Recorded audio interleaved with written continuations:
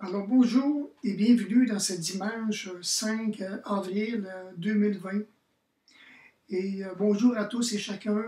Et comme vous voyez ce matin, j'ai donné comme titre du message Loin des yeux, mais non loin du cœur.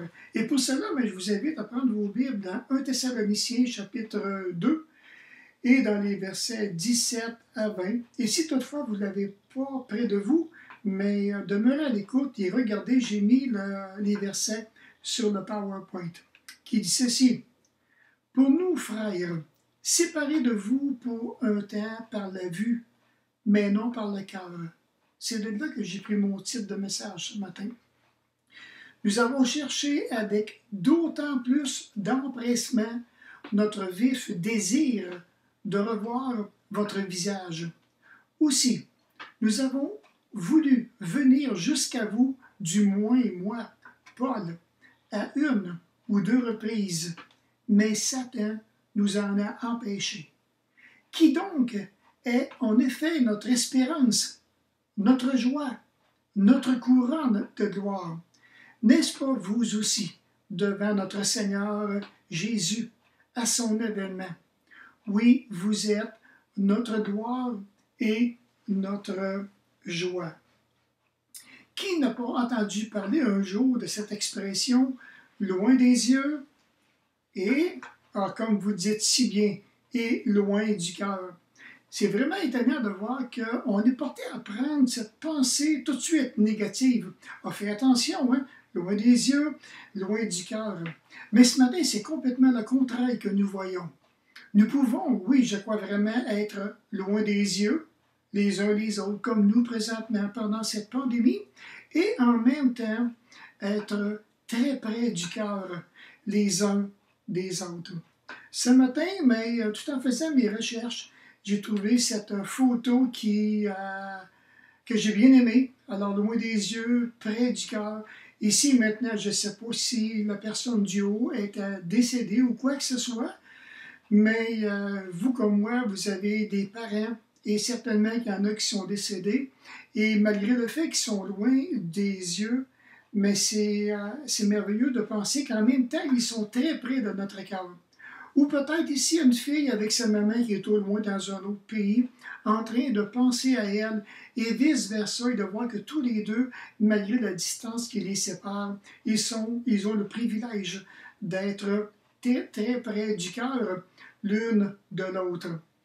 Et ce matin maintenant, nous aussi, dans cette pandémie, déjà depuis 2 semaines, 3 semaines maintenant que l'Église est fermée, nous en venons à cet effectif que, oui, effectivement, nous sommes tous très loin des yeux les uns des autres. Et ce matin, j'aimerais vraiment vous laisser avec quelques pensées pour vous démontrer en même temps le fait d'être loin des yeux les uns les autres, comment est-ce que nous pouvons être très près de notre cœur les uns les autres.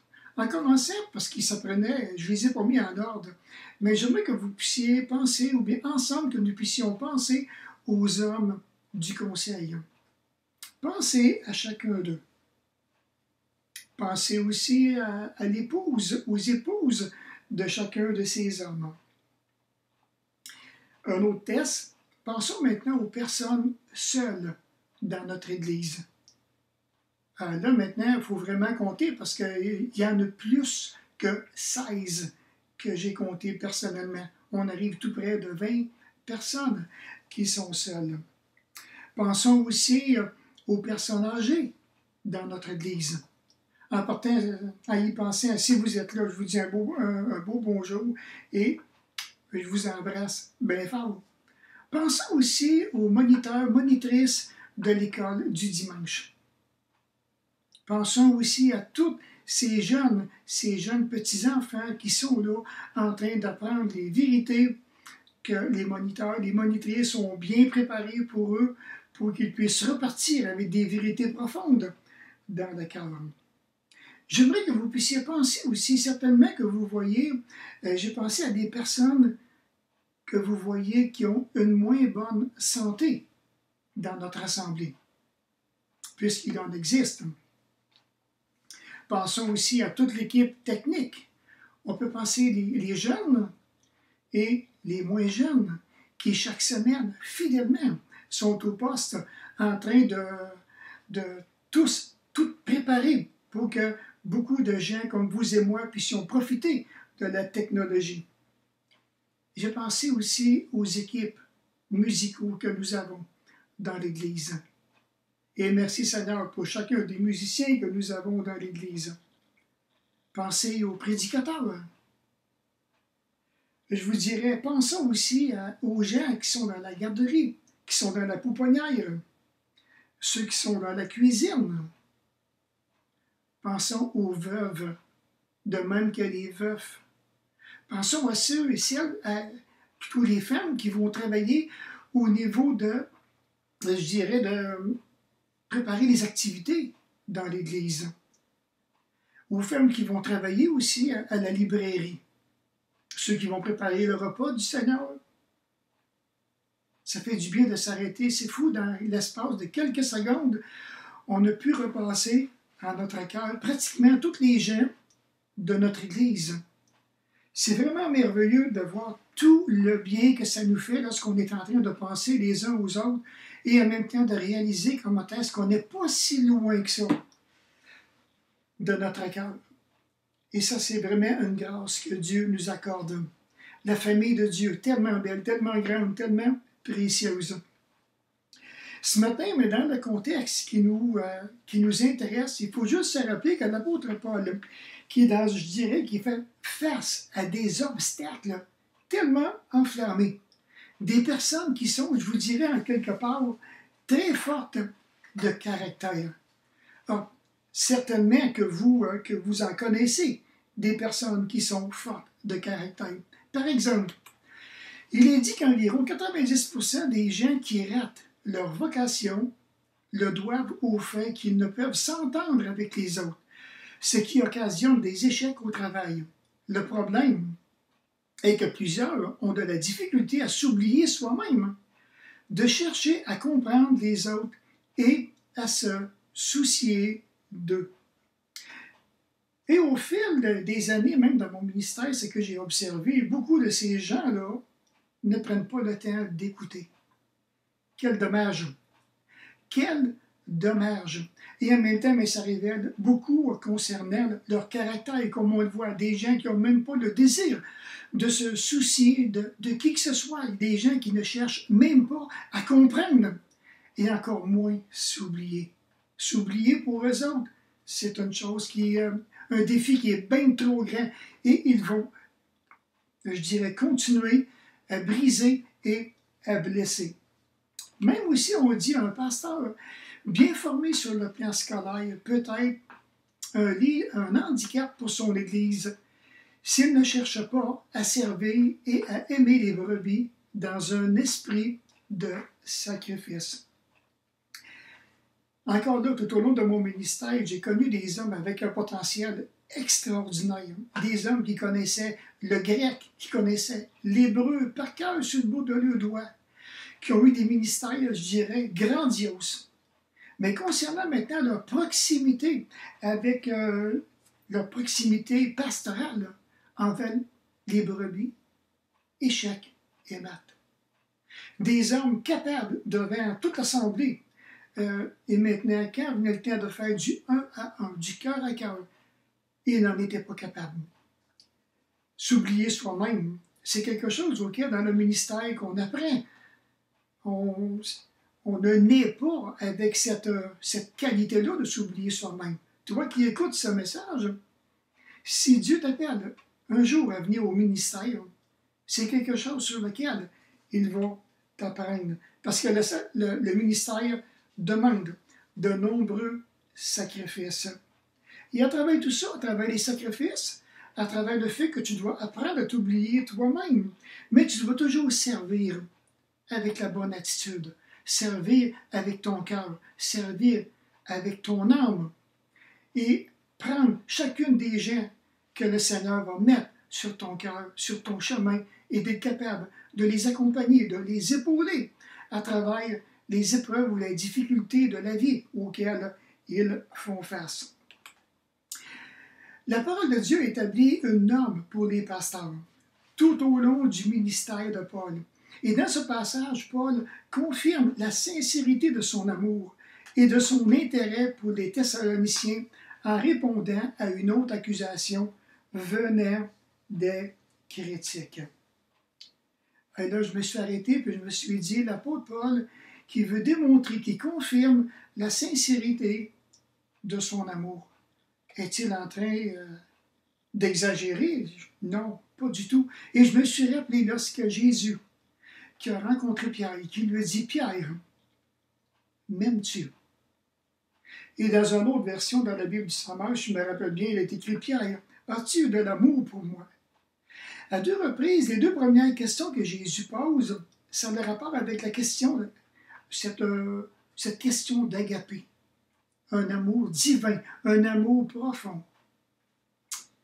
Et là, Pierre, tout en réfléchissant, a de la difficulté à répondre. Il faut se rappeler que dans le contexte, ça fait 3 fois qu'il renie le Seigneur Jésus-Christ. Et maintenant, de répondre vraiment, franchement, il en est incapable. Et le Seigneur Jésus revient pour une 3e fois. Pierre, m'aimes-tu? Et là, l'apôtre Pierre, maintenant, il va répondre, Seigneur, tu sais que je t'aime, tu connais toutes choses. Et c'est bien entendu que dans le ministère, il y a un équilibre à aller chercher entre la famille et l'Église. Et ça, je l'ai appris. Je l'ai appris. C'est des choses au fur et à mesure que la maturité vient, au fur et à mesure qu'on avance dans le ministère, le Seigneur vient équilibrer ces belles qualités dans le cœur d'un berger. Mais l'apôtre Paul ici, maintenant, tout au long de son ministère, le voilà maintenant rendu à Thessalonique, il y a un bagage, oui, il y a des valises d'accusations sur le dos. Par exemple, il dit, en plus des reproches antérieurs de ses compatriotes, selon lesquels Paul manque d'intégrité, est cupide et trompe par la flatterie et recherche le pouvoir. Et de voir que les Juifs, on dirait qu'ils sont omniprésents dans son ministère, les Juifs qui se sont opposés constamment au royaume de Dieu. Et de voir qu'à travers tout ça, c'est tellement facile de porter un jugement sans fondement. C'est tellement facile de présenter, je dirais, une mauvaise perception. La perception charnelle, lorsque maintenant, avec le doigt, on va accuser, et on va répandre ces accusations-là, je dirais, comme une traînée de sel. Et de voir maintenant que, pour un berger, c'est tellement épuisant, c'est tellement fatigant, c'est écrasant, et c'est difficile d'avancer lorsqu'un berger est constamment mis au pied du mur. Et les accusateurs semblent dire à Paul, écoute bien Paul, tu ne les aimes pas vraiment les Thessaloniciens. Tu les as abandonnés volontairement. Tu es sans pitié pour eux autres. C'est un peu comme ce qu'il dirait aujourd'hui dans notre contexte, Paul, on est content de voir que tu as fait une pandémie spirituelle de l'Église de Thessalonique. Tu en avais ton voyage, tu étais fatigué, tu étais tanné, tu n'en pouvais plus. Pendant le temps que, si on regarde vraiment le chapitre 2, l'apôtre Paul, il va expliquer maintenant le pourquoi il n'est pas revenu vers eux et le pourquoi il se souciait tant de l'Église de Thessalonique. Vous savez, les amis, la responsabilité pastorale est énorme. Celui ou celle, plutôt celui ou ceux qui écoutent ce message, si un jour Dieu te donne un appel, il faudra vraiment que tu pèses vraiment la responsabilité que Dieu va mettre sur ton dos, sur ta charge, auquel un jour tu auras des comptes à rendre sur tous les hommes que Dieu a mis à ta disposition. C'est le seul outil d'ailleurs que tu as pour travailler les âmes des personnes. On a des soucis, tout comme on voit l'apôtre Paul, ça revient constamment dans ses pensées. Le souci que me causent les églises. Mais savez-vous qu'avec cette pandémie qu'on est en train de vivre, je me pose personnellement cette question, que va devenir notre église après la pandémie? Qu'allez-vous devenir, chacun de vous, après cette pandémie? Quels seront les défis à relever, autant pour moi en tant que berger et autant pour vous en tant qu'Église? Quels défis allez-vous relever après cette pandémie? Et aussi, quelle sera la condition spirituelle de notre Église? Si nous nous occupons sagement avec les moyens qu'Internet nous donne aujourd'hui, je pense qu'on pourrait revenir en pleine forme, en pleine santé spirituelle. Mon souci encore, est-ce qu'il y en a qui vont abandonner? Est-ce qu'il y en a d'autres qui vont se décourager? Oh, mais ça fait tellement longtemps qu'on est fidèle, ça fait 30 ans qu'on va à l'église, quand bien même qu'on serait une couple de mois sans y aller. Non, c'est pas ça. Je vous encourage tellement, les amis, continuez à garder les yeux de votre cœur sur le Seigneur Jésus-Christ et voyez le prix que Jésus a payé pour nous racheter, chacun de nous. Ça vaut la peine de vraiment continuer à demeurer fidèles, à demeurer près des cœurs les uns les autres.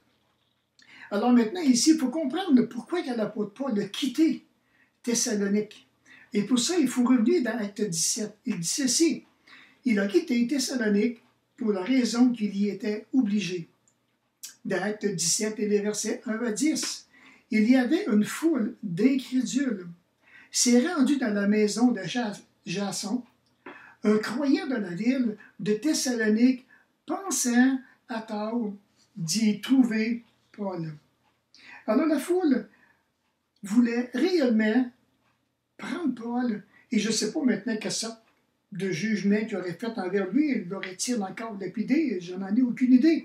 Mais la foule s'est calmée de sa colère lorsqu'ils ont rentré chez Jason. Et d'autres chrétiens qui étaient avec lui se sont portés garants de l'apôtre Paul, de même que ses compagnons. Comme nous voyons au verset 9, Jason et ses amis ont donné une caution pour donner comme garantie que Paul et ses compagnons ne causeraient plus maintenant aucun problème dans la ville. Les problèmes, bien voyons, sont en train de partager l'Évangile, sont en train d'amener des âmes à Jésus-Christ. C'est tout un problème. Et les Juifs ne pouvaient supporter ce que Paul était en train de proclamer. Alors, c'est pour ça que l'apôtre Paul dit: pour nous, frères, après avoir été quelque temps séparés de vous de corps, mais non de cœur, nous avons eu d'autant plus ardemment le vif désir de vous voir. Aussi voulions-nous aller vers vous, du moins, moi, Paul, une et même 2 fois, et de voir que Paul, ce grand berger d'amour, porte dans son cœur tous ceux et celles, à toutes les places que l'apôtre Paul a fondé des églises, tous ceux et celles qui sont venus à Jésus-Christ, il les porte précieusement sur son propre cœur. Et c'est là pourquoi la preuve à l'église de Corinthe, par exemple, il dit: c'est dans une grande affliction de cœur, le cœur angoissé, et avec beaucoup de larmes, que je vous ai écrit. Non pas afin que vous soyez attristés, mais afin que vous connaissiez l'amour extrême que j'ai pour vous. Alors là, on regarde ça, puis à un moment donné, moi aussi, au début de ma vie chrétienne, je dis: ben voyons, Paul, c'est impossible, tu ne peux pas aimer l'Église tant que ça. Qu'est-ce qui fait que tu l'aimes tant que ça, cette Église-là, ces gens-là? Qu'est-ce qu'ils t'ont fait pour que tu mérites tellement leur amour? Mais non, et je me suis arrêté, puis j'ai réfléchi. L'Église est jeune, et puis il faut garder à l'esprit qu'ils n'ont pas toute la Bible. Alors, c'est en train de se construire. Alors maintenant, quand tu amènes quelqu'un au Seigneur, tu voudrais tellement que cette personne-là demeure attachée à Jésus-Christ. Tu aimerais ça qu'elle puisse comprendre tout ce que toi, personnellement, que tu as compris, l'importance de demeurer attaché à Jésus-Christ. Et c'est bien certain maintenant, parce que nous, aujourd'hui, on a la parole, on peut regarder ses promesses, on a la joie de prendre notre pain quotidien tous les jours. Mais eux, alors l'apôtre Paul maintenant, désirant maintenant que ces gens-là puissent demeurer fermement attachés au Seigneur, comme il dit, il y a une grande affliction, le cœur est angoissé. Que vont faire ces gens qui n'ont pas la parole de Dieu? Alors, je vous encourage avec beaucoup de larmes. Est-ce que Paul qui est en train d'agir comme un bébé, puis pleurer, puis pleurer, puis pleurer? Non, crois pas que c'est ça que ça veut dire. Beaucoup plus comme c'est avec... Il y a un fardeau qui est sur son cœur. Il y a un intérêt spirituel qui est sur son cœur. Et c'est pour ça que je vous ai écrit, non pas pour que vous soyez attristés. Bon, peut-être que j'ai été un petit peu dur, ou bien que j'ai été un petit peu franc, ou un petit peu ferme. Mais croyez-moi, frères et sœurs, c'était simplement afin que vous connaissiez l'amour extrême que j'ai pour vous. L'amour va encourager, l'amour va supporter, l'amour va corriger aussi. Et ça, maintenant, il faut savoir l'accepter. Et qu'il puisse réaliser l'amour extrême. C'est vraiment profond ce que Paul est en train de dire d'eux. Je me suis arrêté et je me suis dit, l'apôtre Paul, autrefois, qui était rempli de haine, de rage, de colère contre les chrétiens qui faisaient mettre en prison. Ils en voulaient à la foi chrétienne. Et parce que ces gens mettaient là leur foi en Jésus. Et de voir maintenant que Paul convertit, c'est vraiment intéressant. Un homme qui est rempli d'amour, il est rempli de foi pour l'Église, pour le Seigneur Jésus-Christ. Vraiment merveilleux, tout un changement de comportement. Mais c'est certain que lorsqu'on se tourne vers Jésus, le cœur va changer. C'est impossible que le cœur reste insensible, qu'il demeure froid, intouchable, puisque Jésus connaît le remède, il connaît la solution par laquelle il peut tellement aller chercher ton propre cœur. Et de voir que maintenant l'apôtre Paul le voilà plongé dans un beau ministère d'amour. Un homme qui est en train de servir le Seigneur avec passion, avec amour. Et on voit aussi sa conversion. Si vous prenez dans Acte 9, on voit maintenant sa conversion comme que Ananias a été le chercher et qu'il lui a présenté vraiment le Seigneur Jésus-Christ.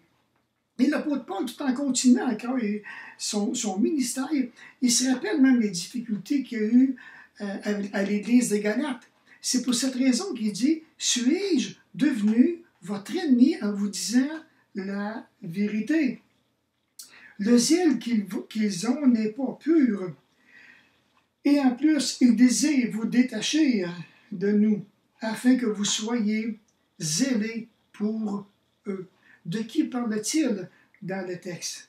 Alors maintenant, il y a toujours cette présence de faux enseignants, les faux docteurs, encore des Juifs qui sont encore sur le dos de Paul, en train maintenant de le ridiculiser, de vouloir mettre des obstacles afin que ces gens-là puissent encore se tourner vers le judaïsme et non vers la foi chrétienne. Et de voir que son amour était toujours remis en question vis-à-vis les églises auxquelles l'apôtre Paul a fondé. Des gens qui sont zélés.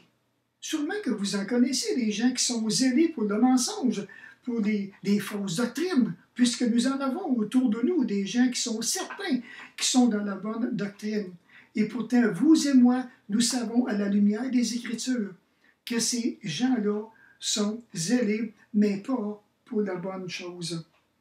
Alors, impossible de nier son amour que l'apôtre Paul a pour l'œuvre de Dieu. Et de voir qu'à travers tout ça, son amour qu'il a pour l'œuvre de Dieu est constamment exposé aux soucis que lui donnent les églises.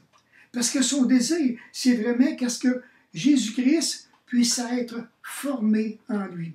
C'est pour ça qu'il dit, mes petits, mes enfants, pour qui j'éprouve de nouveau les douleurs d'un enfantement, jusqu'à ce que Christ soit formé en vous et changé de langage, car je suis dans l'inquiétude à votre sujet. Et de voir maintenant que ça, c'est le désir de l'apôtre Paul. Mais en attendant que la parole de Dieu soit écrite, en attendant, c'est du bouche à oreille pour que les gens puissent aller vers cette formation personnelle que Jésus-Christ pourra être parfaitement formé en eux. Et de voir maintenant, à ce moment-là, qu'ils deviennent capables de marcher par la foi, dépendre uniquement du Seigneur Jésus, lui faire confiance dans leur quotidien. Et de voir maintenant que l'apôtre Paul est en train de dire, « Hey les amis, changez de langage, parce que ce que j'entends, ce que vous dites, Alors, c'est un mélange, je dirais, de vérité et un mélange de mensonge. Alors, bien, changez de langage, changez vos voix. Qu'est-ce que vous faites? Demeurez toujours maintenant avec la vérité que vous avez entendue. Et si vous vous rappelez dans Galates chapitre 3, ô Galates dépourvus de sens, après avoir commencé par l'esprit, voulez-vous maintenant terminer par la chair? Et là, l'apôtre Paul est en train maintenant de donner l'heure juste. Vous étiez bien partis, mais qui vous a vraiment empêché de continuer à marcher dans la vérité? Et de voir que ça, maintenant, l'apôtre Paul, c'est un souci extrême pour lui, pour la simple raison qu'il aime ces gens. Il a le désir que Jésus puisse être formé enfin dans leur cœur pour que ces gens-là puissent être inébranlables.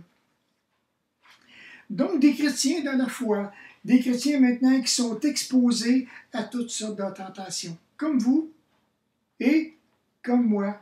Et aussi, il y a la présence des faux ouvriers. On en a, comme vous savez, on en a autour de nous aussi. Et ce qui préoccupe, mais c'est vraiment encore cet aspect-là de l'importance que Jésus soit formé en chacun d'eux. Ici, maintenant, chaque croyant est responsable de développer pour lui-même, c'est-à-dire d'en arriver à ce perfectionnement spirituel en vue d'être bien préparé pour l'œuvre du ministère. Et ça, c'est important, parce que toi, comme moi, on a cette responsabilité-là. J'ai pris cette responsabilité-là personnelle dès le début de ma vie chrétienne à développer réellement un perfectionnement spirituel. Et je ne savais pas du tout ce qui me pendait au bout du nez. Et au fil des années, au fur et à mesure que j'ai avancé, le Seigneur m'a enseigné. Et c'est ce qu'il va faire, vous aussi, à travers vous. Mais on est responsable pour soi-même de développer ce perfectionnement-là spirituel. La seule chose que je ne savais pas, je ne pensais pas que Dieu était en train de me préparer pour le ministère. C'est quelque chose que j'ai appris, je vous dirais, peut-être 15-20 ans plus tard. Je ne savais pas où c'était pour me mener. Maintenant, aujourd'hui, je le sais. Et l'apôtre Paul, maintenant, donc nous retrouvons cette même attitude, une grande attitude de cœur que l'apôtre Paul même manifeste envers l'Église d'Éphèse. Il dit, il est juste que je pense ainsi, parce que je vous porte sur mon cœur, soit dans mes liens, soit dans la défense et la confirmation de l'Évangile, vous qui tous participez à la même grâce que moi, car Dieu m'est témoin que je vous chéris avec toute la tendresse de Jésus-Christ. Et ici, maintenant, voyez-vous, loin des yeux, mais près du cœur. Rappelez-vous ce que je vous ai dit dernièrement concernant la conjonction « car », qu'on retrouve même dans le texte. « Car Dieu m'est témoin que je vous chéris tous avec la tendresse de Jésus-Christ. » Et la définition de la conjonction, elle introduit une preuve, une raison. Elle va donner une explication de la proposition principale. Et la proposition principale, il faut revenir dans le texte. Et cette proposition-là, c'est lorsque l'apôtre Paul dit « Je vous porte sur mon cœur ». Savez-vous, frères et sœurs, que c'est ce verset-là que Dieu m'a donné en 2003, lorsque je me suis présenté à l'Assemblée 2000-2003. Un dimanche matin, j'étais en train justement de prêcher sur ce passage, et quand que j'ai dit, je me rappelle comme si ce serait hier que j'ai dit à l'Assemblée, à ceux qui étaient là, « Je vous porte sur mon cœur », le Saint-Esprit a mis l'Église du Saguenay sur mon cœur. C'est ce merveilleux-là, c'est ce merveilleux verset-là. Et toutes les fois, quand que je le relis, je pense à l'Église du Saguenay. Je pense au jour où que Dieu m'avait donné cet appel pour l'Église du Saguenay, qui est encore profond, qui est encore chaud sur mon cœur. Alors, est-ce que l'apôtre Paul exagère quand il dit « Je vous porte sur mon cœur, puis que je vous chéris, que je vous aime avec toute la tendresse de Jésus-Christ? » Non, je ne penserai pas. Mais quelle belle sincérité de cœur qu'on trouve dans ce verset.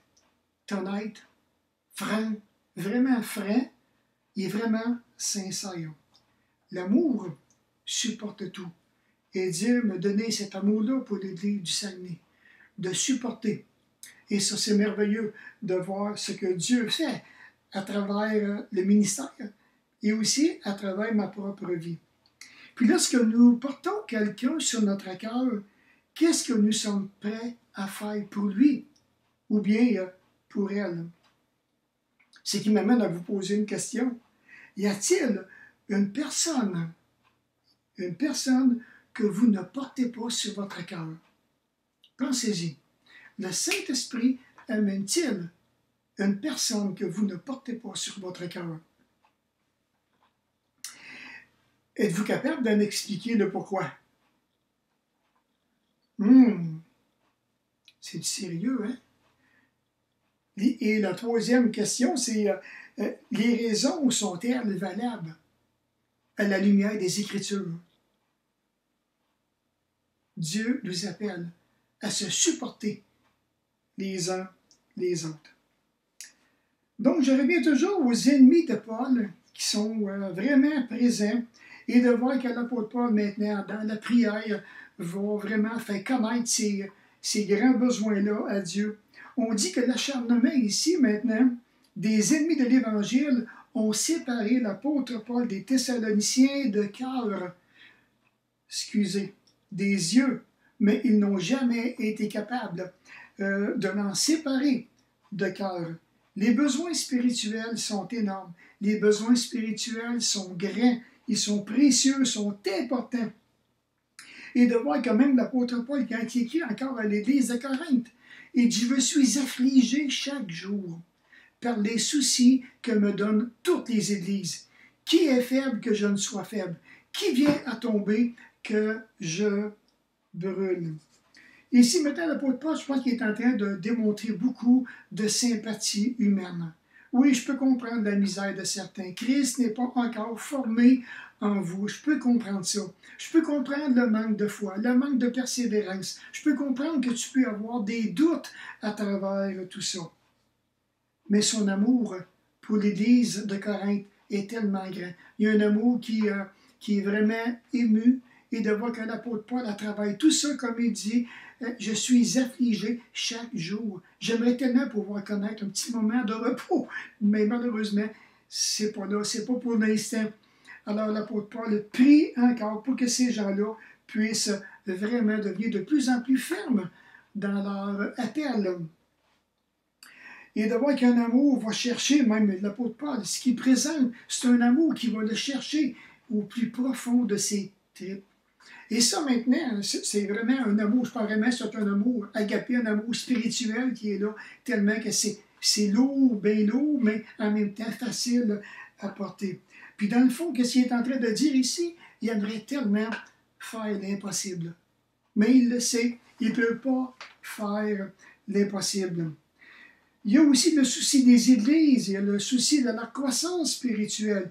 Et par-dessus tout ça, il y a un ardent désir de les revoir. Un désir ici qu'on dit qui est très, très violent, un désir qui est irrésistible.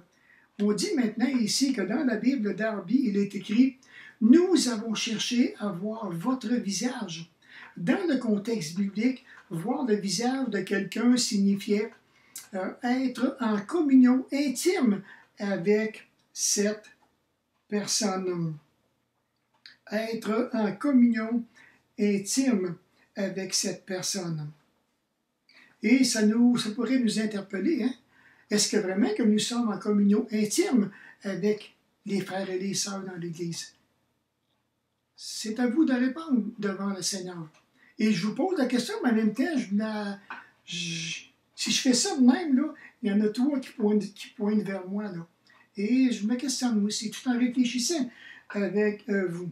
Et de voir que l'apôtre Paul n'avait pas juste la foule, il n'y avait pas juste les Juifs, les faux docteurs, les faux enseignants qui étaient là, et même malgré tous les obstacles qu'il a pu faire face à son ministère, il y avait un ennemi de l'Évangile, un ennemi qui en voulait à la propagation de l'Évangile, de la grâce du Seigneur Jésus-Christ, un ennemi de tous les croyants à travers le monde entier.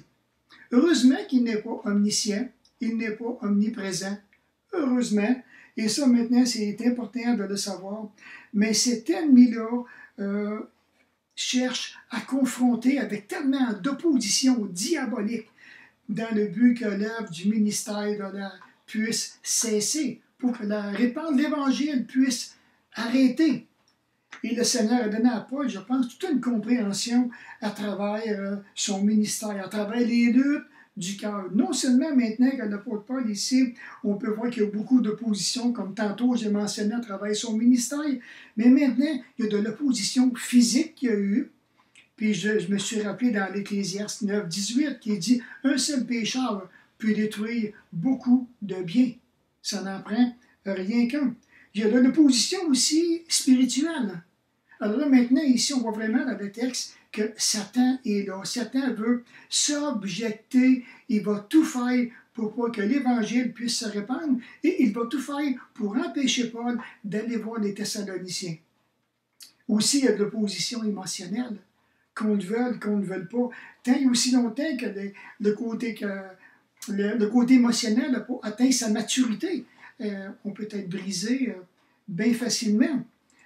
Soit par des violentes prises de bec de la part de ceux qui ont des caractères qui sont forts, qui sont vraiment destructeurs, qui vont s'acharner sur le berger. Puis avoir des découragements, quand il y a des découragements, ça vient toucher vraiment les émotions, ça touche le côté spirituel. Et mettez tout ça dans le même plat, ça fait toute une sauce.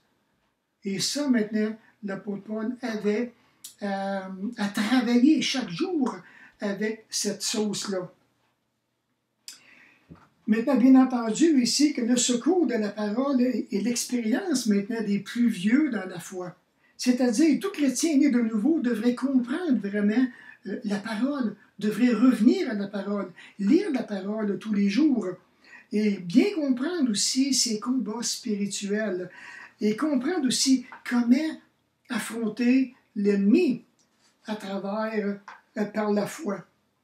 C'était impensable, mais vrai, et là je me suis dit, Dieu, notre Père que nous aimons, celui qui nous a choisis, celui qui nous a appelés à la vie éternelle, laisse Satan à s'opposer au royaume de Dieu, et cela de diverses manières. C'est la réalité. L'ennemi va travailler, mais à travers tout ça, sans la parole de Dieu, il nous serait bien difficile de comprendre, je dirais, dans certaines situations, tous les combats spirituels auxquels nous devons faire face. Par exemple, j'en ai ressorti quelques-uns. Regardez, j'ai mis les versets qui sont là. Dans Matthieu 4 et le verset 3, 10, les tentations du Seigneur Jésus dans le désert, le diable qui s'oppose à l'Évangile, il accomplit des faux prodigues. Il cherche à tromper les croyants. Il tue selon 2 Corinthiens 11, 3, 14, Éphésiens 6, 11. Il attaque des églises. Il s'en prend aux conducteurs spirituels. Quand je vous dis des fois, les amis, que vous devez prier pour vos conducteurs spirituels, regardez, si vous regardez les versets, il s'en prend aux conducteurs spirituels. Et comme je vous ai déjà dit dans le passé, si vous priez pour moi, je le sais. Et quand vous ne priez pas pour moi, je le sais aussi. Alors, et il était dans l'église de Jérusalem, de Corinthe, d'Éphèse, de Smyrne, de Pergame, de Thyatire, de Philadelphie. Il était très actif et désirait miner l'avancement du royaume de Dieu. Le terme empêché ici, que nous voyons dans le texte, est un terme militaire et veut dire l'action de creuser une tranchée ou de détruire une route. Creuser une énorme tranchée était autrefois une des contre-mesures que prenait une armée pour empêcher des troupes d'ennemis d'atteindre ces hommes, détruire une route en briques ou en pierre pour que l'ennemi ne puisse la traverser, était un autre moyen de contrecarrer ses projets, ses progrès plutôt.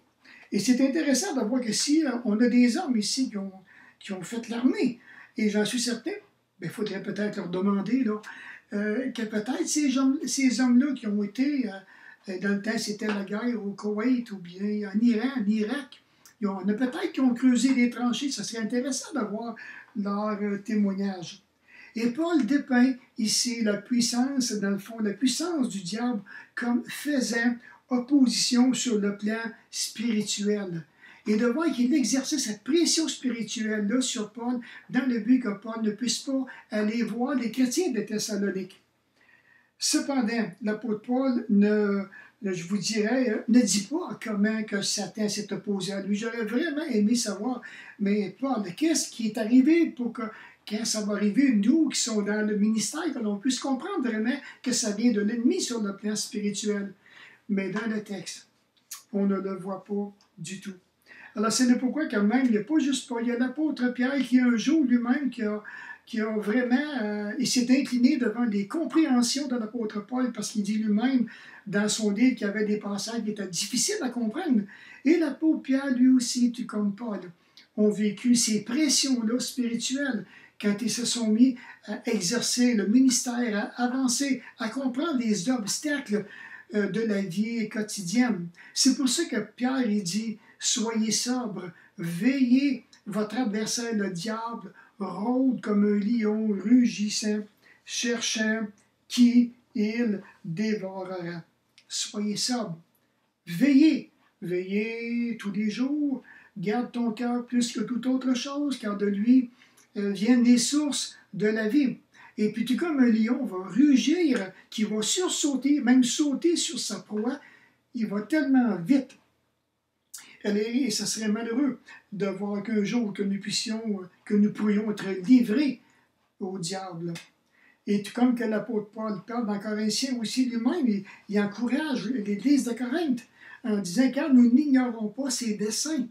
Alors, il peut nous amener dans des profondeurs, dans des souffrances. Et j'ai vécu une période de même qui faisait partie de ma formation pastorale. Personnellement, j'ai goûté à cette sauce-là et j'ai demandé au Seigneur, je ne veux plus jamais goûter à cette sauce-là. C'est trop difficile. Des moments tellement, j'étais tellement épuisé, fatigué. Il y avait des activités, je dirais, malsaines, des ennemis spirituels. J'avais l'impression que le diable était constamment après moi. Et oui, j'ai appris. J'ai appris, par exemple.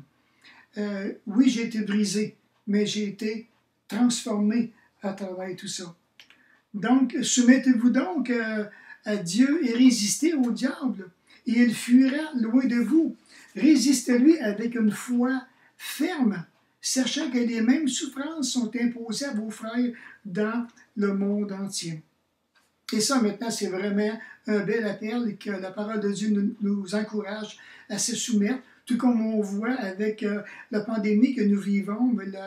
Les autorités nous demandent de nous soumettre. Dieu nous demande de se soumettre aux autorités qui sont là pour notre bien, dans Romains 13, dans les versets 1 à 7, et de voir maintenant, c'est peut-être des tests pour nous amener à voir comment est-ce que la soumission est agréable, quand on y ajoute foi, puisque la soumission ici qui nous est demandée, c'est envers Dieu. Deuxièmement, résistez au diable, et il fuira loin de vous. C'est pour ça que Pierre dit, résistez-lui avec une foi ferme, sachant que les mêmes souffrances sont imposées à vos frères dans le monde. Et résister, mais je vous dirais, c'est comme si j'aurais deux aimants, on pourrait les coller ensemble, et à un moment donné, ils sont opposés l'un entre autres, et on est incapable de les coller, puis jamais ils vont rester collés ensemble. Mais résistez-lui avec une foi ferme. Alors maintenant, ici, c'est pour ça qu'il dit, cela n'explique aucunement la providence divine qui règne au milieu de nos ennemis. Satan est entré dans le cœur de Judas qui a planifié la trahison de Jésus et Dieu a permis cette trahison pour que s'accomplissent ses propres desseins divins et bénis. Et de voir maintenant qu'à travers tout ça, de même, Satan même a réussi à contrecarrer les deux plaies de l'apôtre Paul, ce qu'on peut voir dans le texte de ce matin. Et de voir aussi donc que Satan qui est entré lui-même dans le cœur de Judas. Et de voir, mais seulement à travers tout ça, donc ça a été contrecarré, oui, mais on voit que tout ça s'était accompagné selon les merveilleux plans divins. On dit qu'à travers les âges, plusieurs sont morts. Satan a causé la mort de plusieurs chrétiens. Et que c'est à cause de lui que les Thessaloniciens ont souffert les mêmes souffrances que leurs compatriotes. Et ça, vous allez voir ce verset-là dans 1 Thessaloniciens chapitre 2 et le verset 14. C'est pour ça que Paul pose la question en disant « Quelle est en effet notre espérance? » Bon, quelle est en effet notre joie? Quelle est en effet notre couronne de gloire? Il dit « N'est-ce pas vous aussi devant notre Seigneur Jésus lors de son avènement? Oui, vous êtes notre gloire et notre joie. » Il est question ici maintenant de la gloire à venir pour tous les croyants, qu'il s'agit du retour du Seigneur Jésus-Christ, qui devrait être une motivation, qui était pour l'apôtre Paul une motivation extrême pour le ministère. Et encore aujourd'hui, c'est une grande motivation pour les chrétiens, savoir que Jésus revient. Ça pourrait être cette année, où je pense qu'avec ce que nous vivons au niveau de la pandémie, ça va tout préparer le chemin de l'Antéchrist. C'est de voir que le monde entier maintenant va recevoir une foule d'informations, le temps de le dire. Et tout comme ils nous ont partagé la pandémie, ça s'est répandu mondialement. Ça a été tellement vite. Imaginez, ça fait déjà 3 semaines qu'on est dans la pandémie. Peut-être si on ajoute avec la Chine. Et c'est ce que je disais à mon épouse. Imaginez le jour que Jésus va revenir. Ce que ça va faire au niveau mondial. Je fais vite d'y penser, puis je ne peux pas m'empêcher de sourire. Donc, l'apôtre Paul pose maintenant, c'est une première question.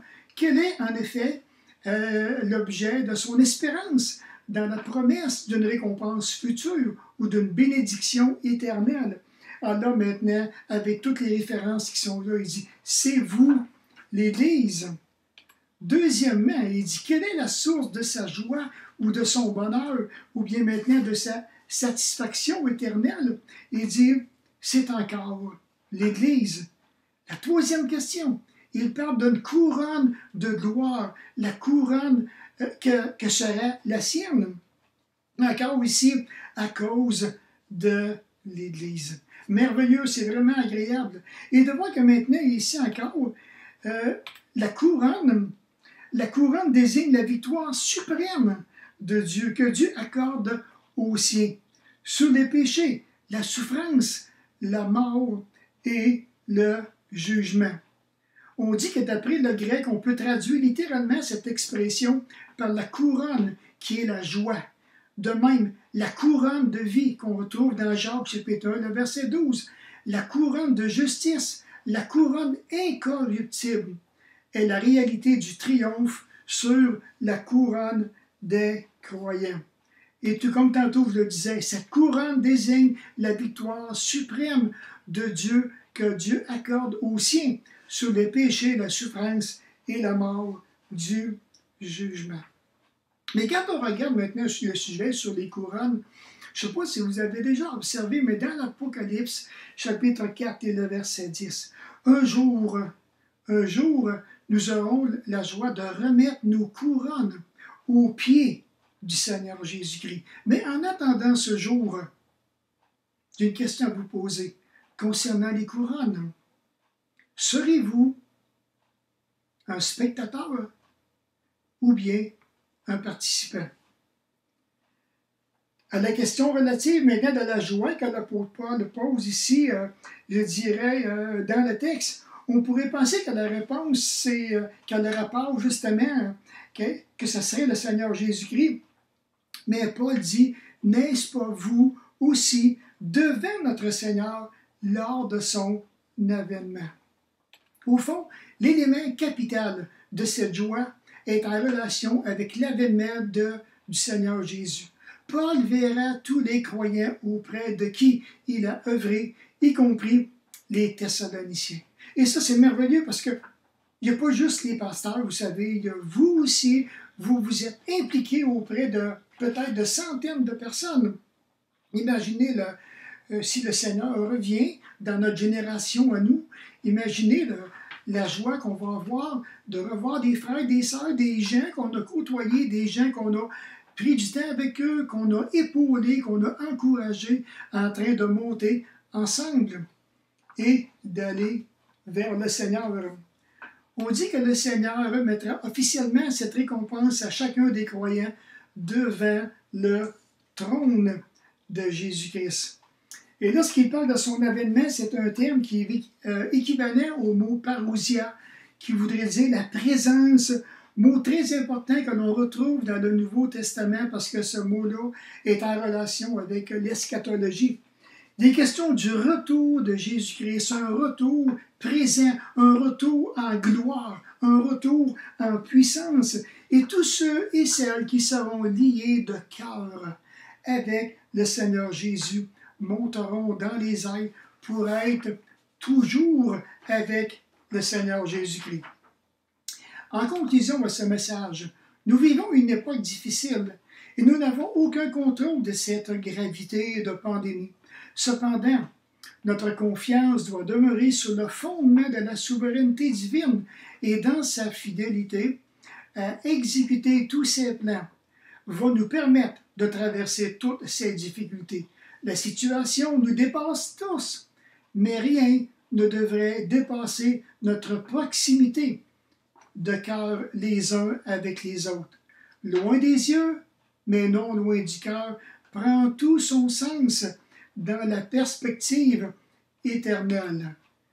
Loin des yeux, près du cœur. Alors souvenez-vous tantôt de ce que je vous ai partagé, pour ne pas oublier personne. La liste est là. On pense aux membres du conseil, on pense à leurs conjoints, aux personnes seules, on pense aux personnes âgées, aux moniteurs de l'école dimanche, de même que les monitrices. Pensons aux petits-enfants aussi. Pensons maintenant à ceux et celles qu'on peut discerner qui n'ont pas nécessairement une bonne santé. Pensons à tous ceux qui font partie de toute la technique, les jeunes et moins jeunes. Pensons maintenant aux équipes musicales, aux prédicateurs. Pensons à la garderie, la pouponnière.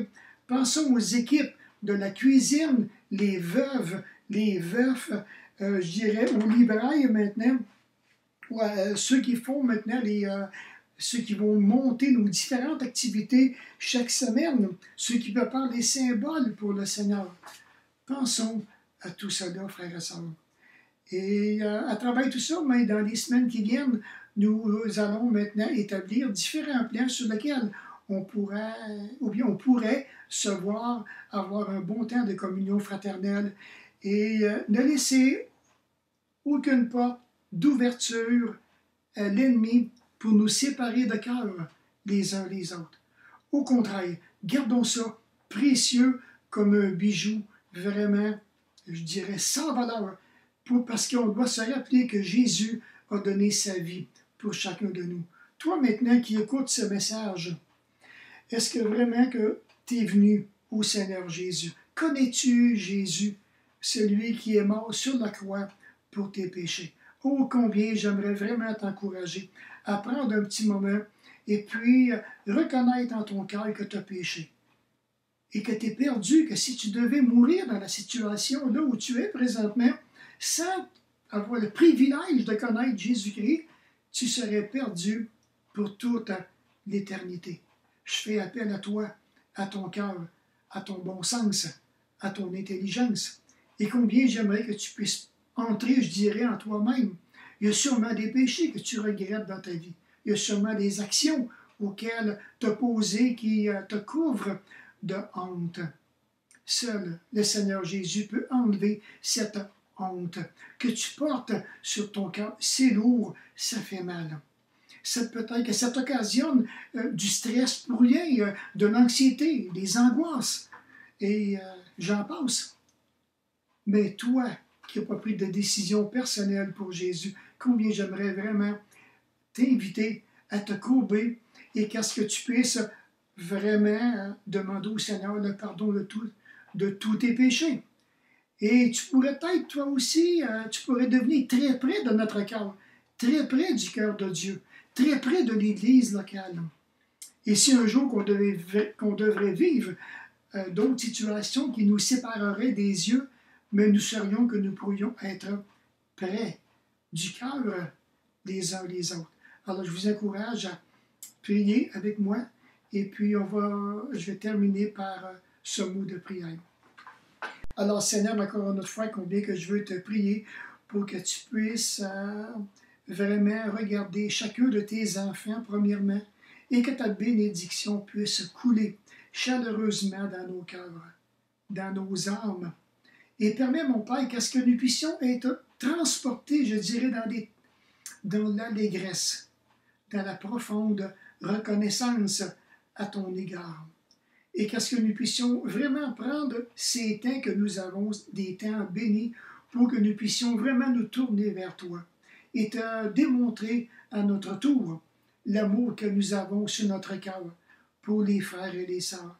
Et même dans cette pandémie qui nous éloigne des yeux les uns des autres, merci, mon Père, de nous garder près du cœur des uns des autres, parce que nous savons, mon Père, que c'est ton esprit qui va accomplir cela en nos cœurs.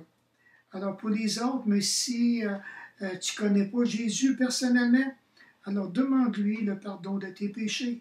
Dis-lui, ouvre-lui la porte de ton cœur et souhaite-lui vraiment la bienvenue dans ta vie et demande-lui qu'il te donne en retour la vie éternelle qu'il a promise dans le précieux nom de Jésus et pour sa plus grande gloire. Alors merci à tous et on se donne rendez-vous la semaine prochaine.